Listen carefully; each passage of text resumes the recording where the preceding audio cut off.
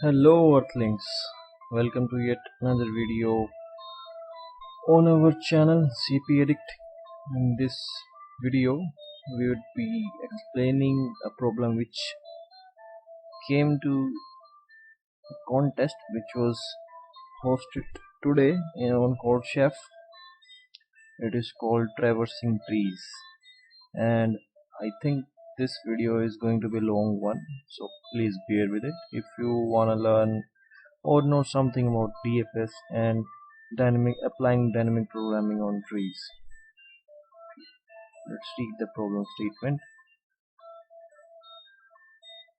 We have a rooted tree of n nodes. The root is 1 and there is one value associated with each of the nodes, that is AI, and we have q queries. Now it is saying for each vertex P we have a set S denotes a set of vertices such that Si is a subtree of V. Okay, it is on the subtree of V and it is at even distance from V. Also, it is not equivalent to V as well. So let me explain you what S. I will explain you using diagram later, but let's just complete the problem statement. And for all such SIs, we will change their values to Si to 0 and add the value which was associated at that node and add it to AV, that is the vertex V. And after processing all queries, we need to find out the values of nodes of all the nodes. It says the distance between two vertices is defined as the number of edges. Okay, and this is the input format. First we have the t test cases and q, the values of node, the edges, and q queries. A query is just a single number which tells the node v.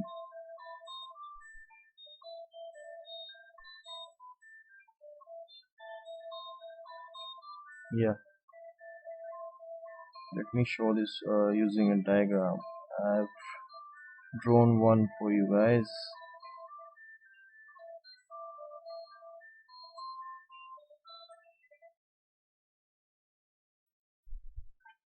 Suppose we have this tree right here. There are 11 nodes and the numbers written in red are the values associated with it. So suppose we have a query q, and for ith query we have the value is 6. So we need to consider this node right here, 6. Now we need to find out the nodes which are at even distance from 6 and others are in the subtree which is rooted at 6.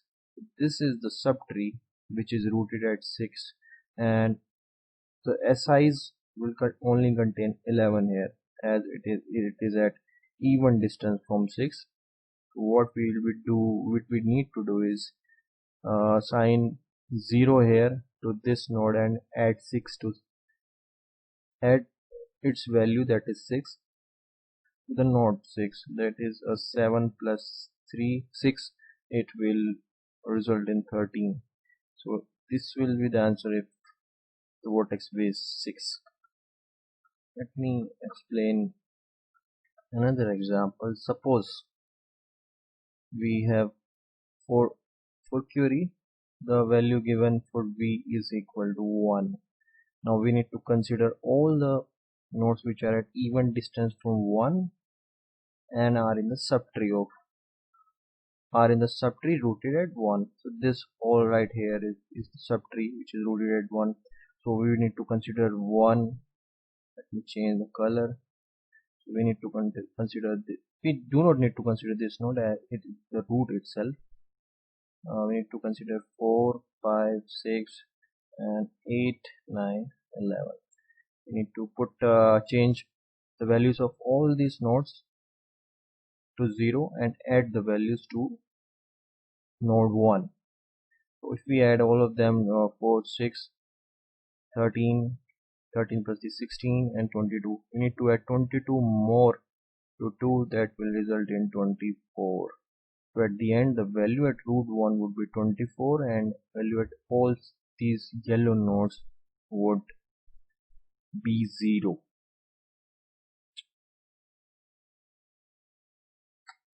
Now the approach I used a little trick which I was able to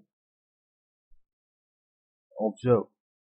I used a trick on something I was able to observe, and that was, suppose we have Q queries. Yeah, we have Q queries, and whatever we have done in the lowest part of the tree, suppose the queries are in the order node 11, node 10, node 6.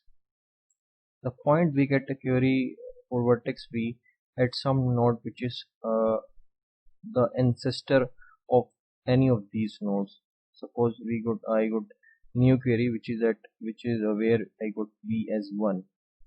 Now the processing we have done earlier does not matter at all, because now the answer depends solely on the node 1, that is the ancestor of all these, because we would be adding all the values that are at even distance from 1 and changing these values to 0 and adding that to 1. So whatever the value it might have been at 6, it does not matter. Let me explain you with an example. Suppose first I got a query at 10. Okay, not 10. Let's say I get a query at 6. So after processing the query, this value will convert to 13 and this will change into 0, because there is only one node which is at even distance from 6 and it is in the subtree of 6. Now on the second query, if I get 1 here, now I would be adding 13 to node 1 now and changing this value to 0. So the previous and adding this 0 to here, right here, to node 1. So it will result in 1 plus 13 and the values I got from the left subtree. Let's ignore them. So the value of 6 and 11 as anyway transformed or reduced to 0. The work we did earlier does not matter now. So we need to find out the nodes which are at the highest level. By highest level I mean close to root, because I would be performing a DFS and I would start my DFS from root and then I will go downwards to its children. So the queries which are at deepest level does not matter if we have a query above that node. Like if there is some ancestor which is at even distance from this descendant, and then I just need to process the query for this ancestor. I do not have to worry about the descendants query, because it will anyway convert into 0. This value will anyway convert into 0 and I would have to add the value to its ancestor. So this is the main logic behind my approach. Uh, Let me explain you what I've done in the code, and I've declared few data structure arrays. So I'll be explaining the meaning of those variables or I have used. Yeah, this was 3 and this was 6 if I'm not wrong. Yep.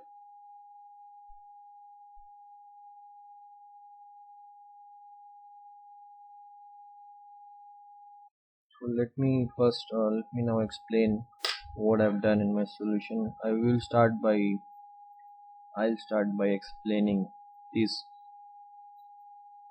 arrays. Array and simply the value of at each node. Now the main thing is right here, right? The main thing is this array. Some levels, it is of size 1. Some levels I0. It tells us the sum of all nodes present at alternate levels if we are including this root. And sum I1 tells the sum of nodes present at alternate levels of subtree rooted at I if we exclude root. For example, right here for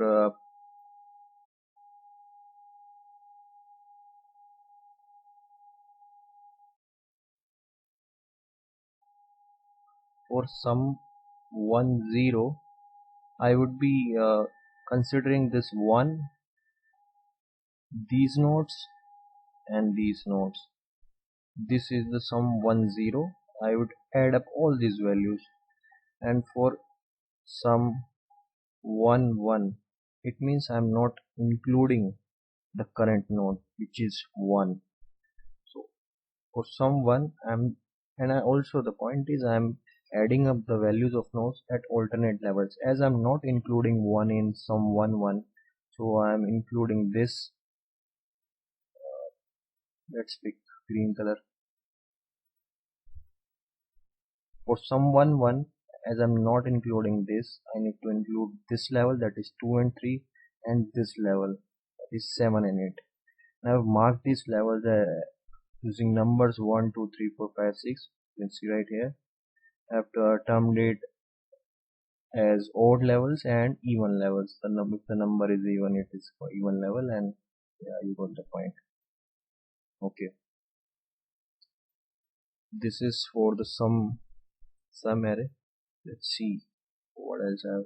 This is a simple vector node. This is for declaring the graph, like storing the graph variables. I used the adjacency list representation, and I have used a set query nodes. Well, query nodes is simply set storing or storing all the nodes which are present in the query. I do not care about the order in which they are coming. I'll just proceed in my DFS from the root, and during my DFS, whichever node uh, I am at, and if it is in the query node set, I'll process it and I'll go downwards. I do not care about the order of the query.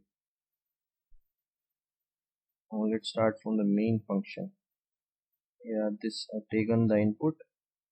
I've initialized some levels array to -1. I'll be using dynamic programming to calculate the values of these terms.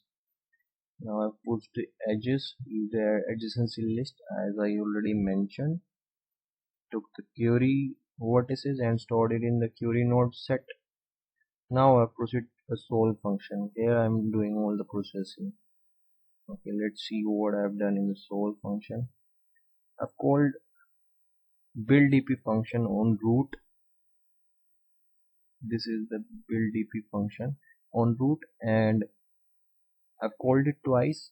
Because in one call I'm not considering the root, like I'm excluding it, and on the other call I'm including the root.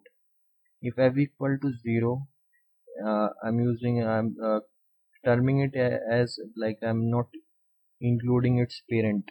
Like parent is not included. So if parent is not including, I would be including the current node, that is u, because we are considering alternate levels. And if as f is equal to 1, means its parents are included, and we are not supposed to include the current one, as we only care about the alternate levels. Okay, so if this is not equal to -1, which I had initialized earlier, I'll simply return it, because I would have, it means I must have calculated it sometime. So I'm using the already stored value here. I'm not processing it again. This is where the DP steps in, and I've declared two variables, current included and current not included. By current including, as its name specifies, I'm including the current node. Here I'm not including it. Now I'm calling the DFS on its children.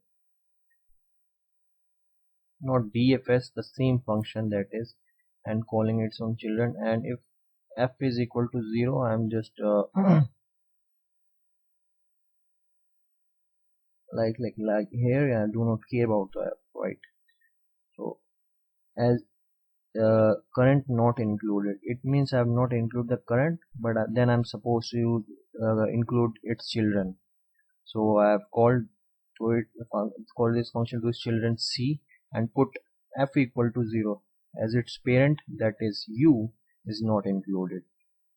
Okay, and in current included, as I've included the current node u, and when I am calling it on its child, it means its parent in it is included, so I put 1 here.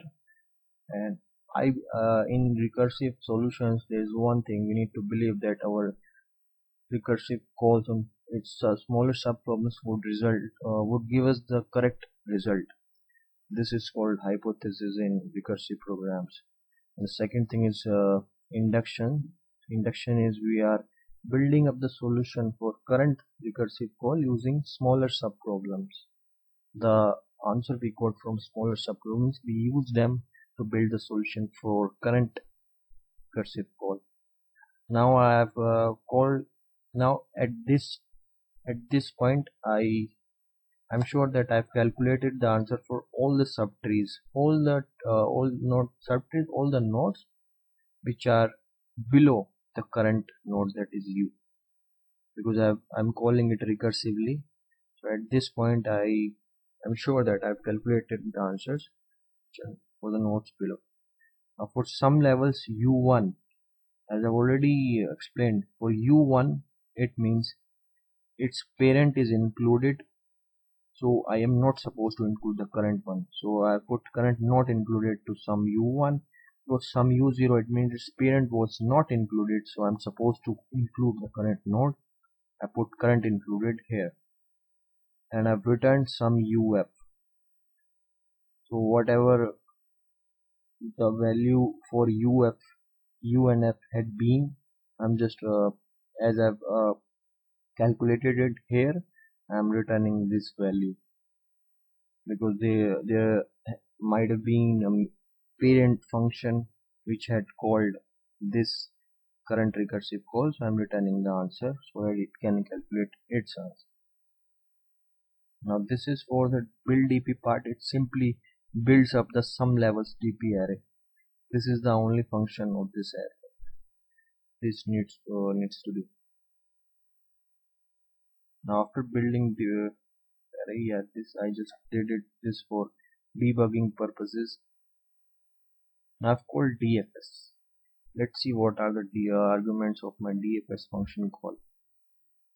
For dfs, this is the current node, this is parent, this is num. Num basically signifies at which level we are at, that is whether it is the odd numbered or it is the even numbered, as I mentioned here.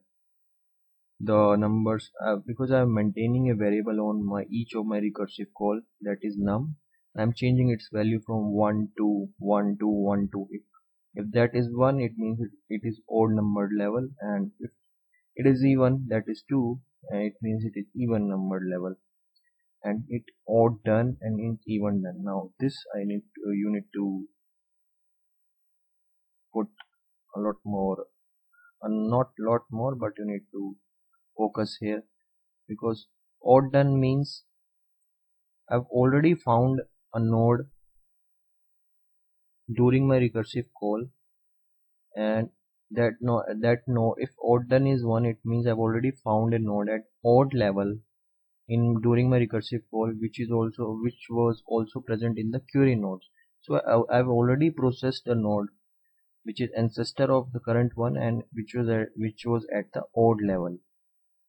So from now onwards, at every odd level which I'm and whatever nodes I'm getting at odd level, I need to change their values to 0. Let me explain it here.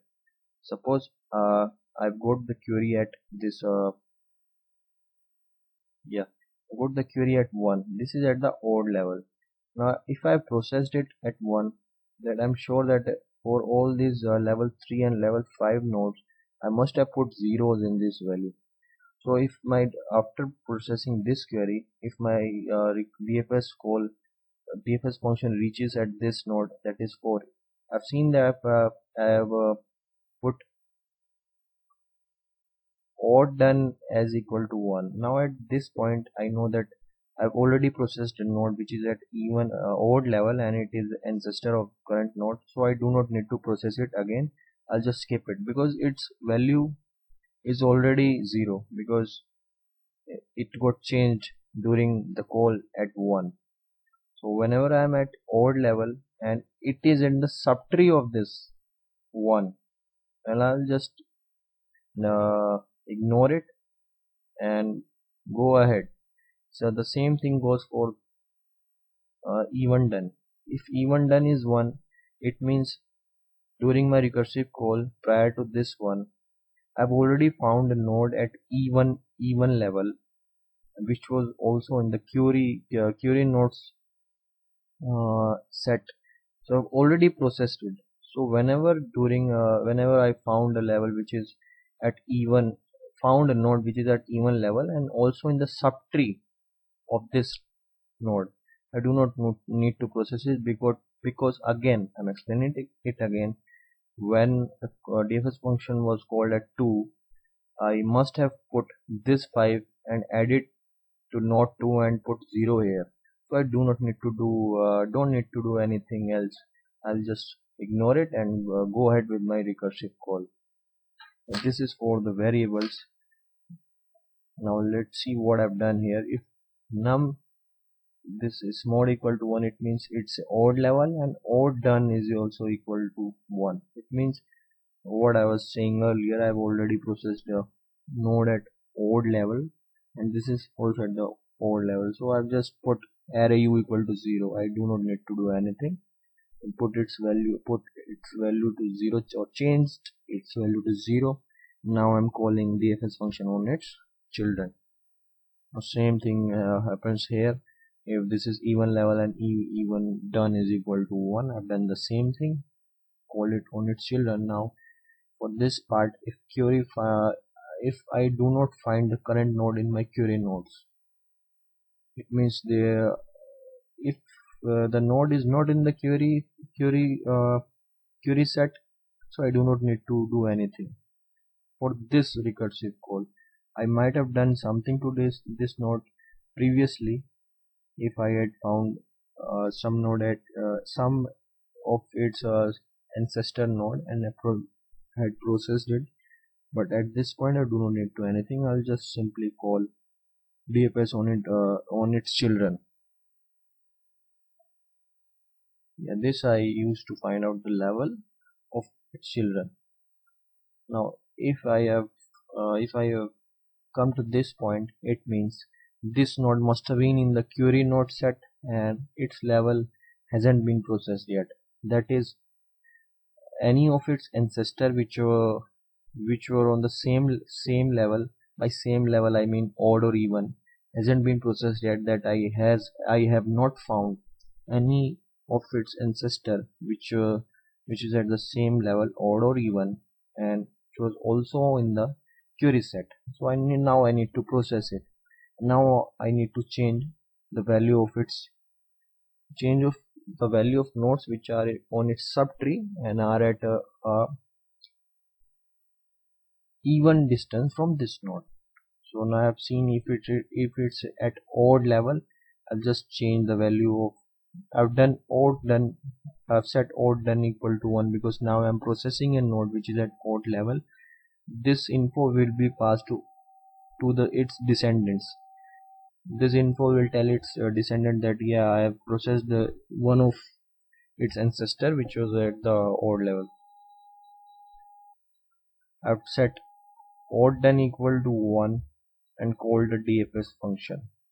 And for array u, yeah, this skipped it, sorry. For array u, for the value of this node, I'm putting it at some levels u0. So by some levels u0 means the parent is not included. I'm adding up all the values which are in the subtree and are at even distance, and the current value as well. This sub 0.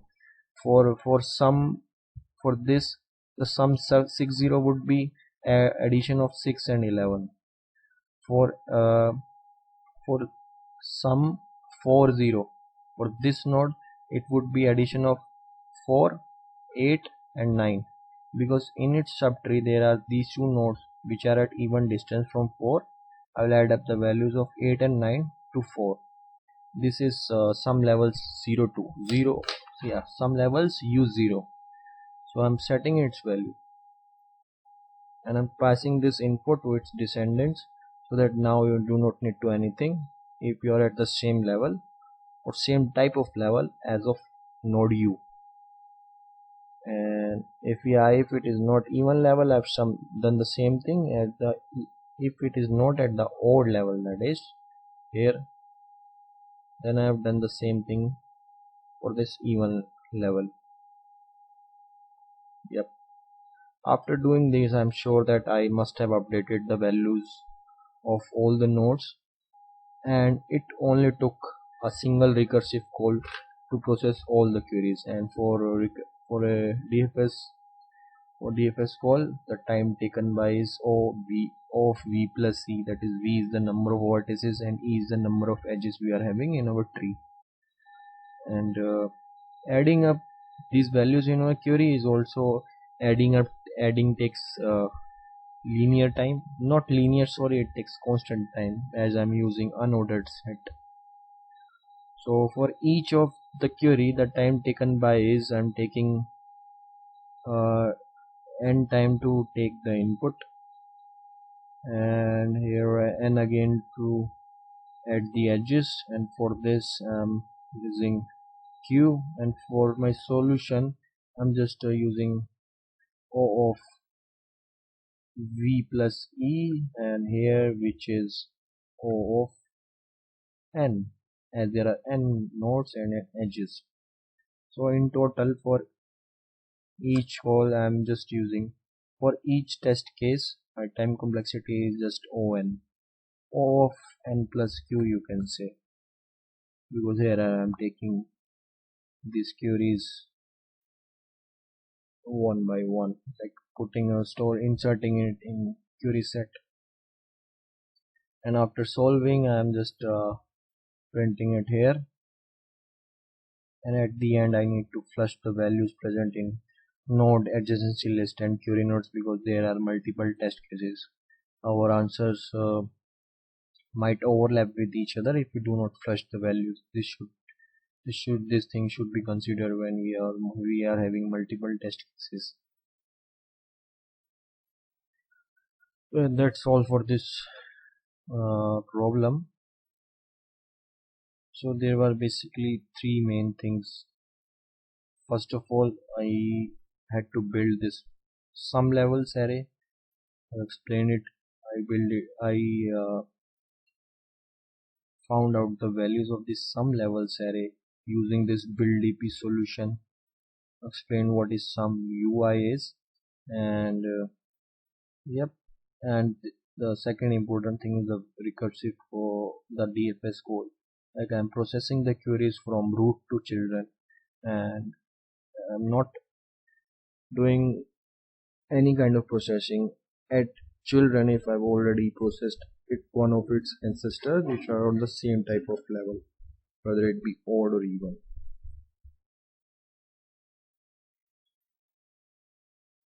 Yep. And I submitted it here, and the time taken by it was 0.18 seconds. I found this question to be a good one. I'll be sharing the link of this problem as well as my solution and putting it in the description box.